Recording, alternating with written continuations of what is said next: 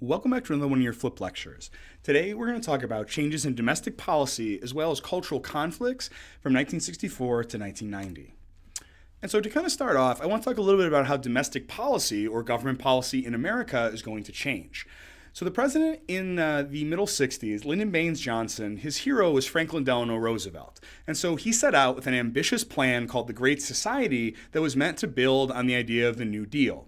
He called his list of programs a war on poverty, and they included programs that we know today like Medicare, SNAP, which is food stamps. But all of these programs, though aimed at ending poverty in America, also caused the federal government to become larger, more expensive, and much, much more powerful. This also began to create this sense that the government was focusing mostly on minorities, even though many of these kind of war on poverty programs actually went to white Americans. But the 1960s is going to kind of really involve an era of change. And much like kind of eras of change before it, there's an increased debate over what are these American values. And so there are social protests like we saw in the 1920s, like we saw in the progressive era, that are going to try to lead to changes. The anti-Vietnam War movement is going to grow very large. A counterculture kind of arises in rejection of the values of post-war America, and there's going to be more government programs aimed, like in the progressive movement, at solving problems. But like we looked at with the Forgotten American, there was a reaction from the working and middle class. There's a resentment growing towards those receiving government aid, and a fundamental belief that the American way of life, American values, were being challenged in unacceptable ways. And so this shows up in a number of places: civil rights movements, the counterculture, the Vietnam War, Great Society, as well as kind of this Forgotten American fighting against some of these different ideas about civil rights. So the counterculture, or who we commonly call the hippies, they set themselves up as counter to traditional values and authority. Now, very important about this, they're a very small number of young people, mostly from the middle and upper class. The vast majority of Americans are simply working, having families, going to churches, and actually the hippies are extraordinarily unpopular in most of American society. Their ethos of self, doing your own thing, living your own lifestyle, kind of led to a drug, sexual liberation, radical politics, and kind of this sense that everything was almost changing. In a lot of ways, this counterculture can kind of be connected to the counterculture of the 1920s, as well as kind of the reaction against it. A lot of people also took up the cause of the Vietnam War. And a large anti-war movement began in 1964 and grew and built up until the 1970s, where the Vietnam War is going to end. Students for Democratic Society focused on organizing college students. Vietnam Veterans Against the War organized vets. Opposition to the draft actually led to the 26th Amendment passing, which lowered the voting age to 18 from 21. And so protests are going to also turn violent. The 68 Democratic National Convention in Chicago turns into an all-out street battle, and one anti-war group, the Weather Underground, begins a campaign of violence and bombings on American soil. And so this is a time where a lot of things seem to be changing very rapidly, and anything almost seems possible. In Chicago in 1968, the Democratic National Convention to nominate a presidential candidate takes place in the city. What ends up happening is protesters turn out and they end up in street fights with the Chicago police. And to a lot of Americans, this is kind of the unruly youth going up against the authority. And so it's a very divisive moment, but very kind of representative of the conflicts that are happening in the 1960s. We also looked at the civil rights movements, and so those nonviolent protests against Vietnam are going to turn radical, where we have groups like the Black Panthers and the Brown Berets are going to oppose the Vietnam War. Even boxer Muhammad Ali is going to refuse to be drafted. So the Vietnam War is also going to be cast in terms of the civil rights movement. Which leads us to the Great Silent Majority. And so the Great Silent Majority, as you can see from the sign in the back, that character is your qualification. The idea that most Americans are not involved in radical politics, most Americans are not involved in the counterculture, most Americans want to continue traditional American values. And so this forgotten American idea is going to be a reaction against the Great Society, against the radicalization of civil rights movements, against the radicalization of the Vietnam War protesters.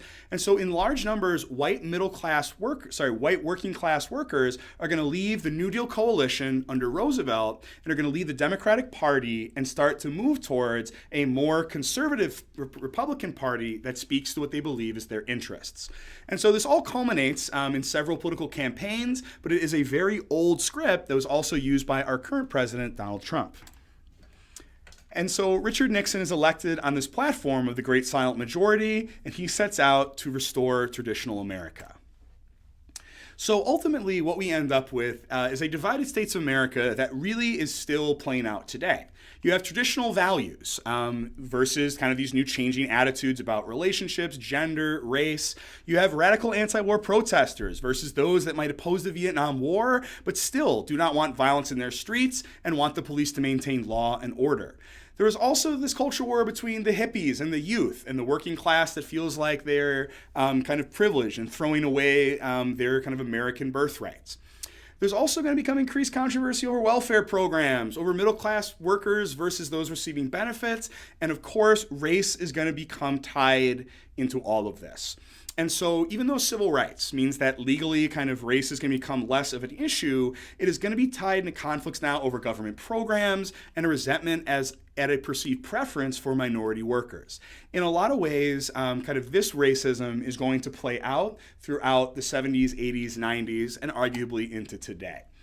And so all these divisions are really going to shape our politics by polarizing it, pushing people kind of more towards the left and more towards the right. And so the person that's going to represent that resurgence of conservatism is going to be this character of Ronald Reagan. This is also a time where Americans are struggling with identity. What does it mean to be an American? What are American values? And so these value systems present fundamentally different visions of the country. The role and size of the government, social issues like abortion, marriage, religion, the place of minorities in society. And so in a lot of ways, the way that we fractured, we are still fractured today. And so this fracture is also going to be dealt a blow with the Watergate scandal. So oftentimes, kind of today, we are very cynical about our politicians, though we used to be a lot more trusting.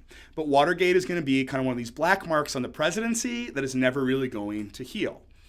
But what the Watergate scandal actually was during the 1972 election, when Nixon's re-election campaign was underway, 5 Nixon supporters broke into the Watergate Hotel, which was also the Democratic Party headquarters, to steal documents, tap their phones. But these people were kind of foolish, they were stupid, and so they got caught very quickly.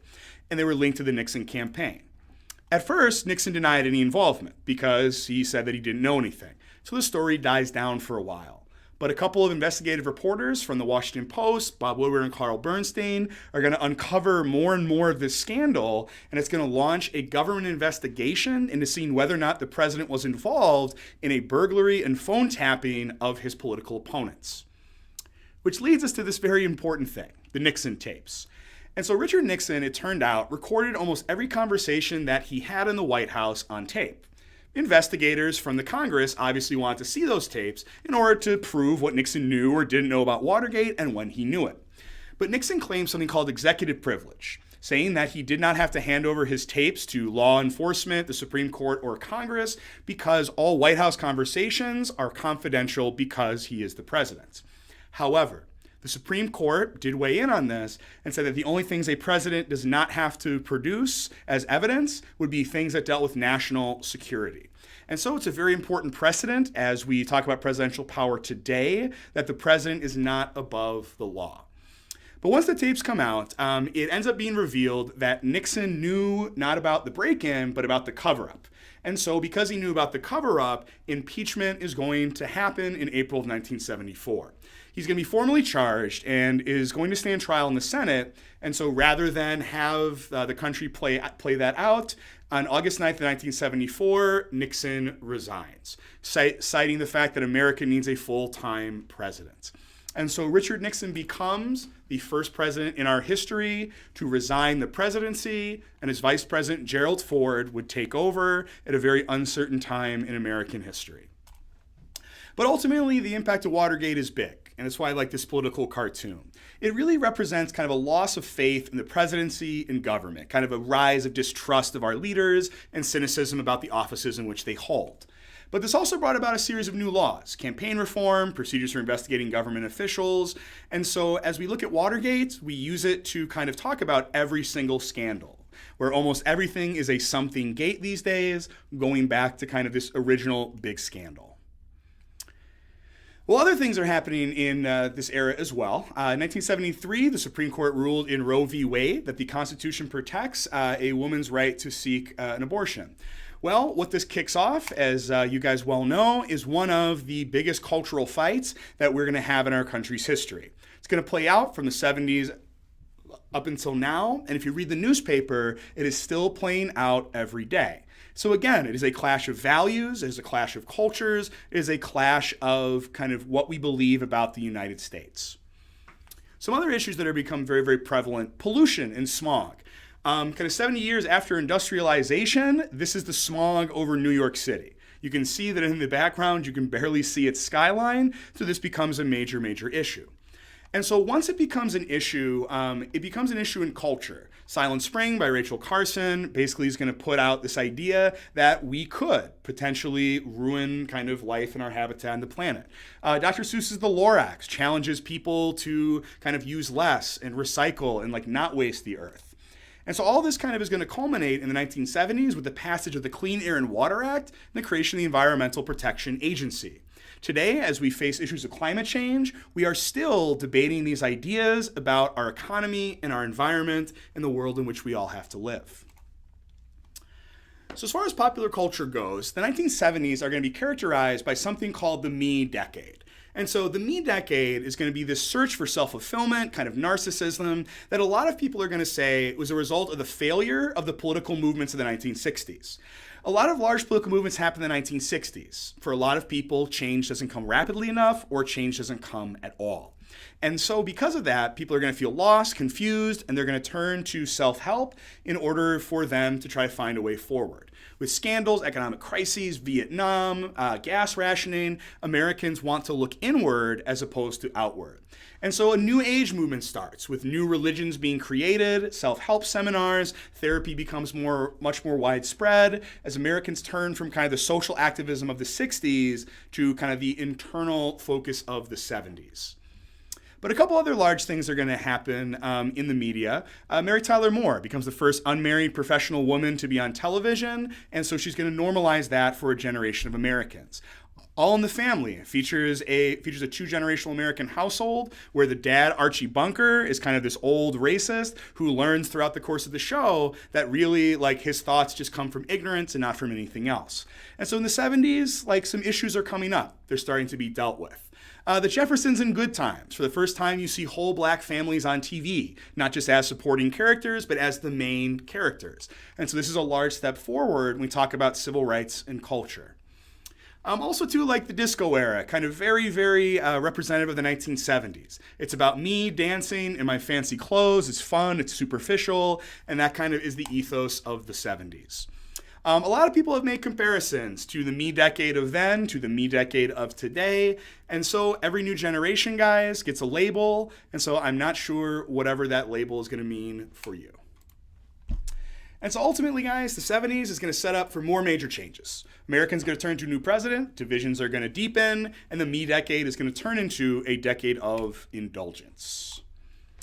So we talk about ideology in the United States today. We talk about primarily two ideas, liberalism and conservatism. In general, conservatism preaches limited government, preaches kind of free enterprise, as well as this idea of keeping traditional American values. Liberalism, more active government. Government should not be putting a ban on social behavior, should not be, setting culture. And so basically these two ideas are set up. They view the world extraordinarily differently. And so liberalism had dominated the 20th century. The New Deal, the Great Society, government regulations, economic welfare programs are going to expand the government tremendously. So by the 1980s, conservatism is making a comeback. In the context of the Cold War, the Great Society seems a little socialist, collecting taxes and then redistributing them. Regional differences are also going to play out big, where the Northeast, kind of the bastion of liberalism, is going to be losing out to the growing South and the growing West. Suburbs are going to be angry over high taxes and inflation that they blame on liberal policies.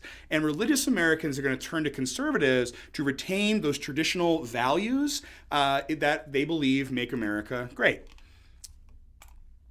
And so when Ronald Reagan is elected in 1980, they call it the Reagan Revolution. It's the first time that a Republicans won the Senate. It was the kind of modern Republican president, as well as the most conservative president probably ever elected.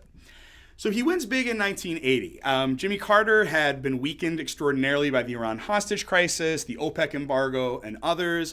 And so Reagan comes in with a brand new solution where he says, in this present crisis, government is not the solution to our problem. Government is the problem. And so he called for Americans to solve their problems themselves, and he asked the government to take a much kind of smaller role. And so his economic plan was Reaganomics. Essentially, the idea was to raise interest rates to lower the amount of money borrowed so that inflation would go down. He also wanted to lower taxes on investors and businesses, believing that if investors had more money, they would invest more, and that increased wealth would create more jobs, create less poverty. We usually call this trickle-down economics because you give tax cuts to those at the top, and then the benefits, in theory, are going to trickle down to the workers. But this represents a major, major change. And so the budget battles between Reagan and the Democratic House, led by Tip O'Neill, are going to be big. Reagan's going to negotiate a 25% tax cut, which is really big. But less taxes means less revenue, which means that they have to cut spending for social programs that a lot of people are going to attribute to some of the crime issues of the 80s and the 90s. They also try to balance the budget, but ultimately Reagan's military spending to end the Cold War is really going to destroy his budget, and the government's actually going to run big deficits under Reagan's small government presidency. So the Reagan economy is a really interesting economy. One, because it is going to lead to an epic economic expansion where unemployment's going to fall, incomes rise by 15%. But what this is characterized by is an unequal growth. Prosperity is going to go more to the people at the top, and those at the very bottom are not going to see their boats lifted. Also, too, businesses are going to be less regulated. They're going to get rid of a lot of rules, such as price controls, more public land available for drilling and mining, as well as kind of those reduced environmental regulations. And so for businesses, this is seen as a positive, but for environmentalists, they see this as a major step backwards. So Reagan also got to put 4 people on the Supreme Court in his 8 years in time. And so he shaped the Supreme Court in a big way, including the first woman to ever be on the court, Sandra Day O'Connor, who served for a long time.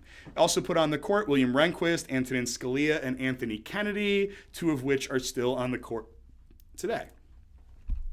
But the culture of the 1980s is kind of interesting. It's a culture that celebrates kind of indulgence, wealth, status symbols, kind of like the way that we looked at the industrial era, kind of that era of, monkey parties and dollar bills and horseback and everything. And so status symbols become increasingly important in this time. Cars, clothes, watches, like designer, everything. And so they're called young urban professionals or the yuppies. And so this, on one hand, is what's happening in the upper class. In the lower class, you have kind of an emerging hip-hop culture in the urban cities that is going to kind of come up as a counter to this yuppie idea. But a lot of new technology in the 70s and 80s are also going to kind of change our lives. The Sony Walkman, the VCR, cable and satellite television, as well as the first video games, are all going to lead to the personalization of leisure time and entertainment. Where previously you would go out more and do more social activities in order to kind of be entertained, more and more your music, your video, your channel, your game is personalized for you. And so Americans begin to participate less in kind of group entertainment.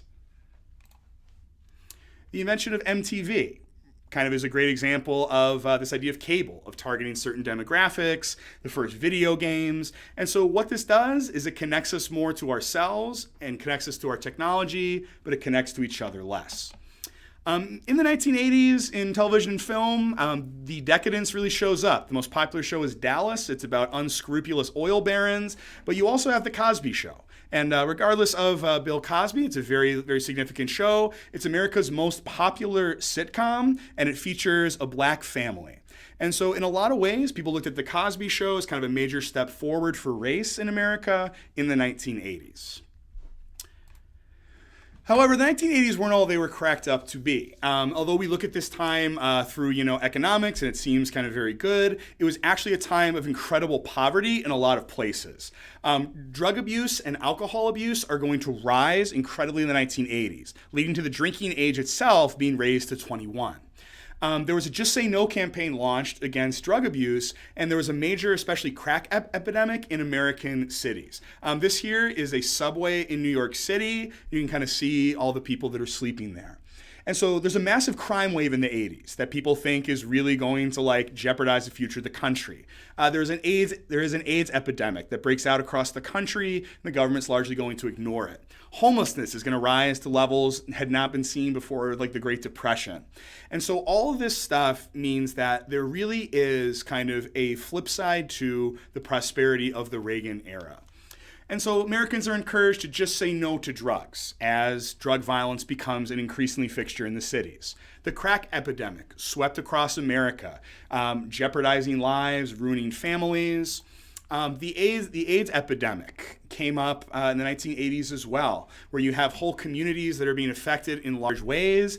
And so a lot of people in the 80s also, they want the government to step in, they want to do research, but instead this kind of becomes a hysterical thing, where people thought that basically you could get AIDS from anywhere by anything, and particularly being targeted was the homosexual community, saying that it was basically a gay disease, even though there was no kind of, science supporting that. And so actually the AIDS Memorial Quilt in 1987 was made kind of in a tragic way because the people that contributed a quilt square wanted to do it so that history would not forget these people. Their fear was that those affected by the AIDS epidemic would be swept under the rug because of who they were. And so the AIDS Memorial Quilt, kind of a very kind of interesting thing where people are trying again to change American society the way that they have been this entire time. And so ultimately where we are at today is this. We have unresolved issues from the last 6 decades. Our fear of the Cold War in many ways has morphed into the fear of terrorism. We developed a society based on consumption, wealth, and technology that becomes increasingly individualized, and we are dealing with the fallout of that today. But we also are still dealing with a very intense conflict amongst Americans about these issues we've been talking about all year. Civil rights and race, gender and sexual orientation, role of government and welfare, American values, the wealth versus the poverty. And so ultimately where we are at is this is an unfinished story, where we are still struggling today to reconcile these arguments that we've been having since 1776.